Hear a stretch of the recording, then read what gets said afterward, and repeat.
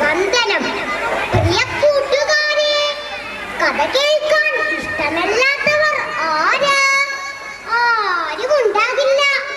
എങ്കിൽ ഞാനൊരു കഥ പറയാം. മനസ്സിനെ നൊമ്പരപ്പെടുത്തുന്ന ഒരു കൊച്ചു കഥ. കഥയുടെ പേര് ഒറ്റപ്പെടുന്നവർ.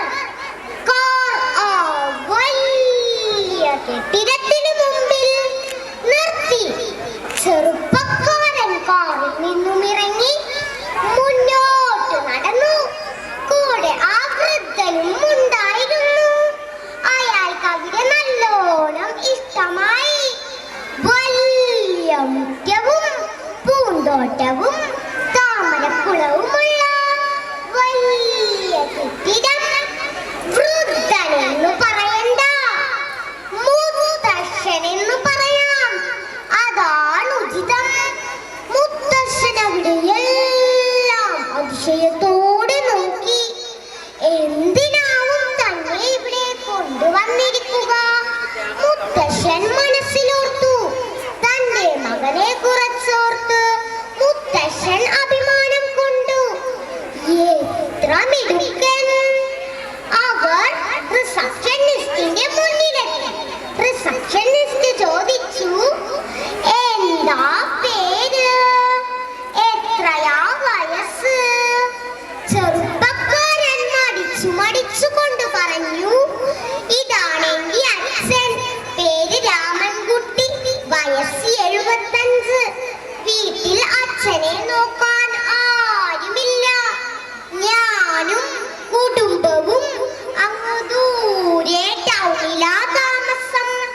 അവിടെ ഒന്നും അച്ഛന് ശരിയാവില്ല. പോരാഞ്ഞിട്ട് ബിപിയും ഷുഗറും ഒക്കെയുണ്ട്. ഇവിടെയാവുമ്പോൾ മിണ്ടിയും പറഞ്ഞുമൊക്കെ ആയിട്ടിരിക്കാൻ ഒത്തിരി ആളുണ്ടല്ലോ. എല്ലാം ശരി തന്നെയെന്നു പറഞ്ഞു റിസപ്ഷനിസ്റ്റ് തലയാട്ടിക്കൊണ്ട് ചെറുപ്പക്കാരനോട് ചോദിച്ചു, ഏത് റൂമാ വേണ്ടേ? എസിയോ നോൺ എസിയോ? ഭക്ഷണം എന്താ വേണ്ടേ? വെജോ നോൺ വെജോ?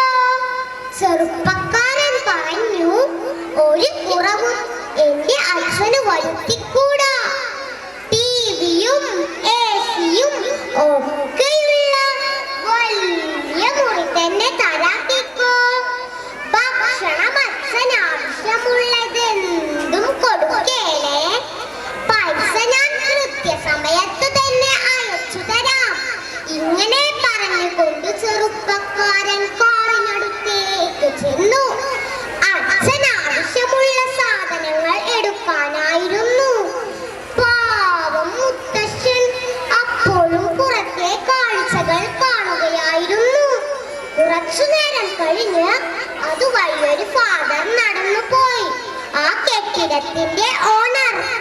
അദ്ദേഹം മുത്തശ്ശന്റെ അടുത്തേക്ക് ചെന്നു. മുത്തശ്ശനെ ചേർത്ത് പിടിച്ചുകൊണ്ട് കുറെ നേരം എന്തെല്ലാമോ പറയുന്നുണ്ടായിരുന്നു. ഇതെല്ലാം ചെറുപ്പക്കാരൻ കണ്ടുകൊണ്ടിരുന്നു. കാറിൽ നിന്നും സാധനങ്ങളുമായി തിരിച്ചെത്തിയ ചെറുപ്പക്കാരൻ ഫാദറിനോട് ചോദിച്ചു, നിങ്ങൾക്ക് എങ്ങനെ എന്റെ അച്ഛനറിയാം? ഫാദർ പറഞ്ഞു, അതോ 35 വർഷങ്ങൾക്ക് മുമ്പ് ഇവിടെ നിന്നും ഒരു അനാഥ ബാലനെ ദത്തെടുത്തിരുന്നു.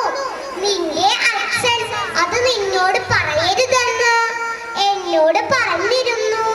എന്നാൽ എന്റെ മനസ്സതിന് സമ്മതിക്കുന്നില്ല. നീ വിഷമിക്കേണ്ട, സന്തോഷത്തോടെ പോയിക്കോളൂ. നിന്റെ അച്ഛനെ നല്ലവണ്ണം ഞങ്ങൾ നോക്കാം.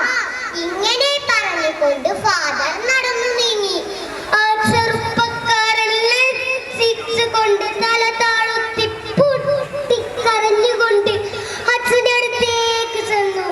അച്ഛാ, എന്നോട് ക്ഷമിക്കൂ.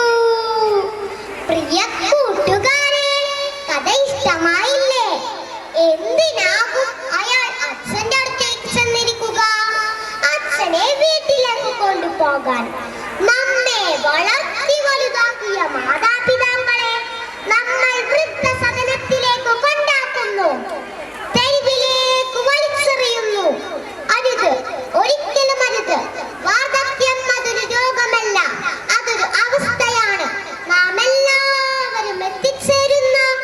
ഒരു ദുരവസ്ഥ.